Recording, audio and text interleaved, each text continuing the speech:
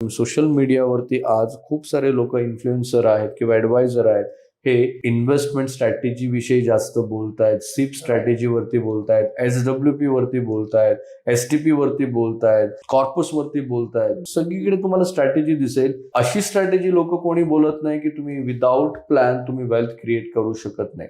तर मी या मताचा आहे की तुम्ही खूप सारं कष्ट करताय, मेहनत करताय, पैसे कमवताय, बट पैसे कमवून पण तुम्ही ब्लाइंडली तुमचा पैसा इन्व्हेस्ट करताय विदाउट प्लॅनिंग. तर विदाउट प्लॅन तुम्ही वेल्थ एक तर पहिली गोष्ट क्रिएट नाही करू शकत. जरी तुम्ही चुकून क्रिएट केली, ती वेल्थ पुढचे 10-15 वर्ष विदाउट प्लॅन तुम्ही टिकवू शकत नाही.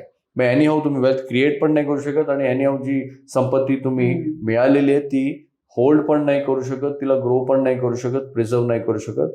तर प्लॅन का नाही करत? एक तर अवेअरनेस नाहीये, एक तर ती प्रोसेस कॉम्प्लेक्स आहे, एक तर ती प्रोसेस डिसिप्लिन आहे. मेजॉरिटी लोकांना ज्यांना डिसिप्लिन फॉलो नाही करायचं आहे ते प्लॅन फॉलो नाही करणार.